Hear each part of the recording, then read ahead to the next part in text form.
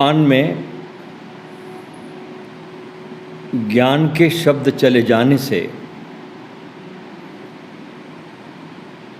कोई ज्ञानी नहीं हो जाता।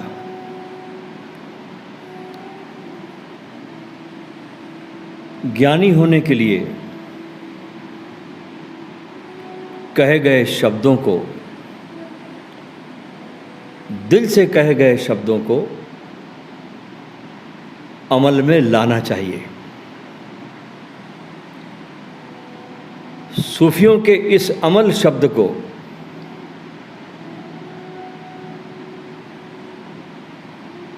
हिंदी में मनन कहा जाता है। मनन करना, सूफियों में कहते हैं अमल करो, हिंदी में कहते हैं मनन करो। कान से शब्द सुन लिए और मनन नहीं हुआ तो कुछ नहीं हुआ, क्योंकि शब्द सुन लेने भर से कुछ नहीं होगा। उसे समझो और उसको समझ के फिर वैसा ही करने में लगो।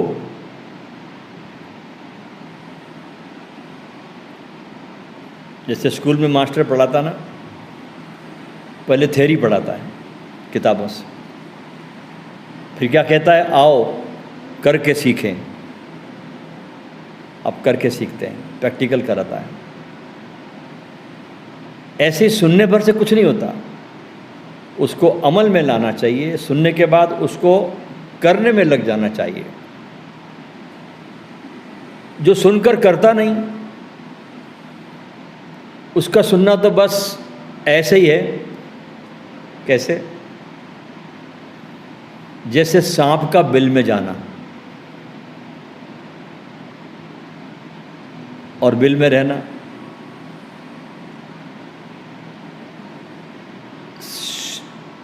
शब्द से तो समझने की यात्रा आपकी बस शुरू होती है, यात्रा पूरी नहीं होती। आप शुरुआत कर रहे हैं समझदारी की, समझ की तरफ बढ़ने की। लेकिन दोस्तों, शब्द पर ही आपकी यात्रा समाप्त नहीं होनी चाहिए। अगर हमारी यात्रा इस शब्द सुनने से ही शुरू हुई और शब्द पर ही खत्म हो गई, तो जानना कि हमने सुना ही नहीं। और अक्सर लोगों की यात्रा करीब करीब ऐसे ही है। इसलिए उनके जीवन में कोई आमूल रूपांतरण नहीं आता। ये कारण है कि सुन तो लेते हैं, मनन नहीं करते, उसको अमल में लाते नहीं। आदतें जो जीवन की है वैसी चलती रहती है। उन आदतों में जीवन को जीने की जो भी आपकी पद्धति, आदतें, उसमें रंच मात्र भी अंतर नहीं आता। तो ऐसा ज्ञानी कहते हैं सांप के बिल के समान है। इसलिए लोग भटकते रहते हैं। और सद्गुरु के साथ हमारा सत्संग शुरू ही नहीं होता, भले आप उनके सामने बैठे हो, लेकिन सत्संग शुरू नहीं होता। क्योंकि सत्संग बड़ी रहस्यमय चीज़ है, बड़ी इजोटेरिक। दुनिया में अगर कोई सबसे रहस्यमय चीज़ है तो वो गुरु और शिष्य के बीच होने वाला सत्संग है। उससे बड़ी रहस्य की कोई चीज़ नहीं है, क्योंकि वो घटना करने के पार की घटना है। कुछ किया नहीं जाता और हो जाता है। उलटबासी है कबीर की, किया कुछ नहीं जाता और हो सब जाता है।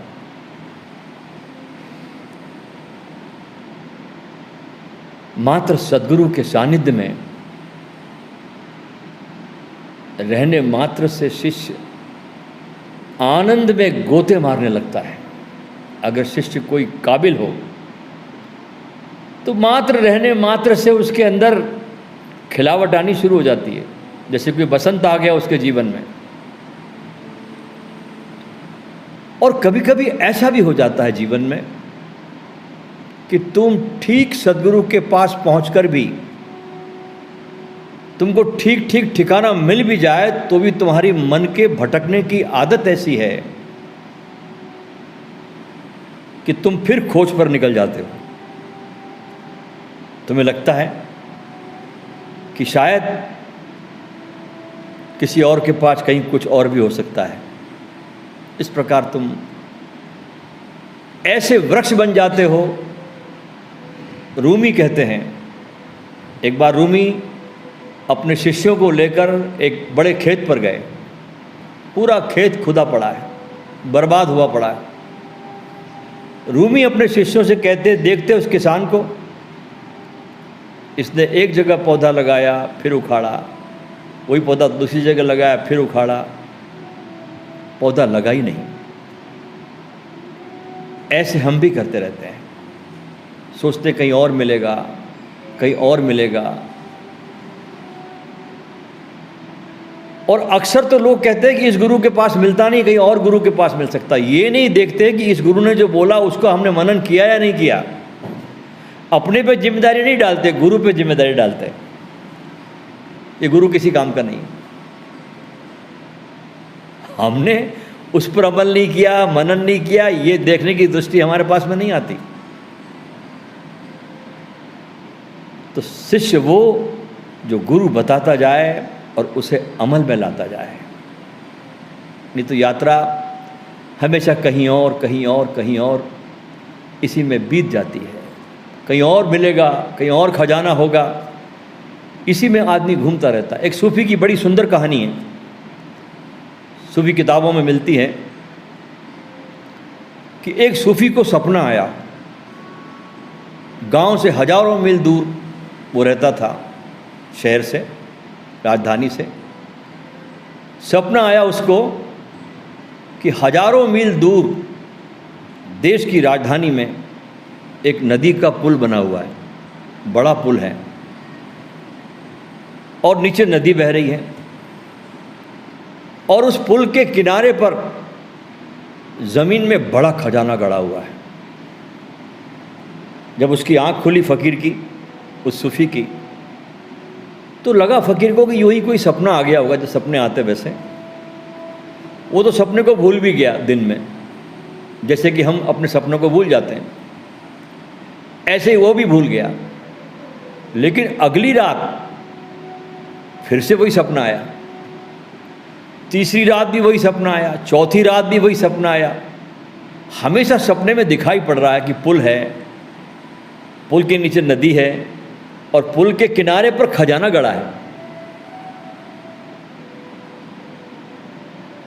और अब की बार तो छठवीं बार सपने में उसको आवाज़ भी सुनाई पड़ी कि जा वहाँ और खोद कर खजाना लेकर आ। बेचारा दिन भर वो सूफी इसी उघेड़ बुन में रहा कि यार मैं तो बहुत गरीब आदमी हूँ, मेरे लिए इतने दूर जाना भी बहुत आसान नहीं है, और इतना रुपया पैसा भी मेरे पास में नहीं है कि मैं जाके किराया खर्च करके इतने दूर राजधानी में जाऊँ। लोगों से उधार भी मांगना पड़ेगा वहाँ जाने के लिए। अगली रात सोया इसी उघेड़बन में, फिर से वही आवाज़ आई। फिर नदी दिख रही है, पुल दिख रहा है, खजाना दिख रहा है ज़मीन में, और अब की बार आवाज़ जरा कड़क आवाज़ में आई कि समझता नहीं है क्या, जा खजाना गड़ा है, लेके आ जा। उसको फिर लगा कि नहीं, मेरे बस का नहीं है भाई जाना। लेकिन कड़क आवाज़ इतनी आई कि वो डर गया। उसे लगा जैसे कोई आज्ञा दी गई उसको। सुबह हुई, उठा, 8वें दिन 7 बार उसको सपने आए ये। मित्रों से कहा कि भाई मुझको राजधानी तक जाना है। सारे मित्र पूछने लगे कि जाना क्यों है राजधानी तुमको, इतनी दूर, बहुत दूर पड़ता है दमिश्क, क्यों जाना चाहता है उधर। अब बेचारा फ़कीर, उसकी ज़बान से तो बोला ही नहीं गया कि सपने का जिक्र कैसे करे दोस्तों के सामने। कोई सपने के आधार पर कोई यात्राएं करता है, क्या बताऊं। क्या समझेंगे लोग, मुझको पागल समझेंगे, हंसेंगे मुझ पर कि बिल्कुल नीरा पागल है, और सपनों के आधार पर इतनी लंबी यात्रा करने जा रहा है ये पागल। जैसे तैसे उसने घर के कुछ बर्तन वर्तन बेचे, किसी भी तरीके से पैसे जुटाए, और लंबा सफ़र पूरा करके जब वो वहाँ पर पहुँचा, उस एग्जैक्ट स्थान पर जो सपने में आता था, तो बड़ा हैरान हुआ कि पुल भी वही है जो उसने सपनों में देखे थे 7 दफ़े, नदी भी वही है, आसपास बिल्डिंग भी वही है। एक चीज़ सपने में नहीं दिखी थी, और वो ये थी कि उस पुल पर एक सरकारी सैनिक पहरा दे रहा था। ये सपने में उसने देखा नहीं था। और जब यहाँ समक्ष देखा उस सैनिक को, तो सोचने लगा कि ये सैनिक यहाँ से हटे इस पुल पर से, तो मैं जाकर वहाँ की ज़मीन खोदूँगा, और वहाँ खजाना है भी कि नहीं मैं जान सकूँगा। इस प्रकार वो सूफ़ी उस पुल के पास थोड़ी देर घूमता रहा। अब वो सैनिक वहाँ से हटे ही नहीं। एक हटे, दूसरे की ड्यूटी लग जाए। 8-8 घंटे की ड्यूटी रहती सैनिक की, 3 सैनिक बदले। ऐसे ही घूमते घूमते वो सूफ़ी को कई दिन हो गए। कोई जब भी जाता सैनिक को वहाँ जरूर पाता पहरा देते हुए। फिर एक दिन रोज रोज उस सूफ़ी को वहाँ देखकर सैनिक ने उससे पूछ लिया, भाई बात क्या है, तुम रोज यहाँ आकर क्यों घूमते रहते हो? उसने कहा, यही बात तो मैं तुमसे पूछना चाहता हूँ कि तुम यहाँ पर क्या करते हो? नदी कोई दूसरे देश को तो जुड़ नहीं रही है कि यहाँ पहरा देने की ज़रूरत है, अपने देश की नदी है। तुम क्या कर रहे हो इस पुल पर? और पुल पर किसी सैनिक का होना बड़ा अजीब लग रहा है मुझे, सूफी ने कहा। सैनिक ने जवाब दिया कि मैं यहाँ पर इसलिए खड़ा हूँ क्योंकि इस पुल से नीचे कूदकर बहुत लोगों ने खुदकशी की, बहुत लोगों ने आत्महत्याएं की इस पुल से कूदकर। इसलिए हमारे बादशाह सल्तनत ने हमारी ड्यूटी लगाई है। कहीं क्या तू भी तो कहीं मरने को नहीं आया यहाँ पर? सैनिक पूछता उससे सूफी से। सैनिक ने उससे पूछा, सूफी ने कहा, नहीं नहीं नहीं, मैं मरने को नहीं आया। सैनिक पूछा, फिर तू क्यों आया? सोच में पड़ गया सूफी कि अब उसको बताऊं कि नहीं बताऊं, और उसको बिन बताए वो चला गया, हिम्मत नहीं कर पाया बताने की। फिर लौटकर वहाँ पुल के पास रोज आता रहा और वापस जाता रहा। आखिर एक दिन सैनिक ने उसको पकड़ा, रोक लिया और कहा कि आखिर तुम रोज रोज यहाँ पर क्यों आते हो? आज तुमको बताना ही पड़ेगा। फिर सूफी ने कहा, मुझे 5 या 6-7 दफ़े सपना आया और बराबर आता रहा कि तुम्हारे इस पुल के करीब उस साइड में खजाना गड़ा है, और ख्वाब में मुझे आवाज़ भी सुनाई पड़ती थी कि अपनी गरीबी को दूर करना है तो वहाँ पर जाओ और वो खजाना तेरे लिए ही पड़ा है, ऐसी आवाज़ आती थी। इतना सुनना था। और वो सैनिक बहुत ज़ोर ज़ोर से हंसने लगा, बहुत ज़ोर से हंसा सैनिक। वो भी बड़ा हैरान हुआ कि मेरी बातों को सुनकर ये सैनिक क्यों हंस रहा है। उसने पूछा, भाई तू क्यों हंस रहा है? सैनिक कहता है कि मैं इसलिए हंस रहा हूँ कि खुद मुझको भी कम से कम 10 बार ये ख्वाब आ चुका है कि हमारे देश में एक गांव है। जब उस सैनिक ने उस गांव का नाम लिया तो वही गांव था जहां से वो सूफी आया था। सूफी ने, उस सैनिक ने बताया कि अमुक अमुक गांव है, और अमुक एक गांव के एक मोहल्ले में एक सूफी रहता है। जब उस सैनिक ने उस मोहल्ले का और सूफी का नाम बताया तो सूफी हैरान रह गया ये तो मेरा ही नाम बता रहा है। सैनिक बोला कि मेरे को स्वप्न में दिखा कि अमुक गांव के अमुक मोहल्ले में एक सूफी है और उस सूफी की चारपाई के नीचे खजाना पड़ा हुआ है। मुझे ये दिखाई पड़ रहा है। तेरे को दिख रहा है कि नदी के पुल के पास खजाना है, मुझे दिखाई पड़ रहा है कि तेरे चारपाई के नीचे खजाना गड़ा पड़ा है। लेकिन मैं इतना पागल नहीं हूं कि उस सपने के आधार पर खजाने को खोजने निकल पड़ूं। सिपाही ने कहा। इतना सुनना था कि सूफी वहां से भागा, अपनी चारपाई हटाई और खोदना शुरू किया। और जब खोदा देखा कि सचमुच खजाना उसके चारपाई के नीचे गड़ा है। इस सूफी कहानी से दोस्तों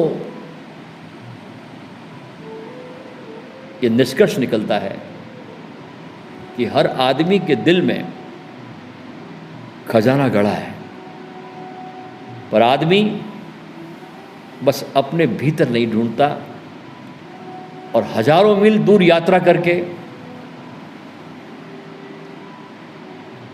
चला जाता है।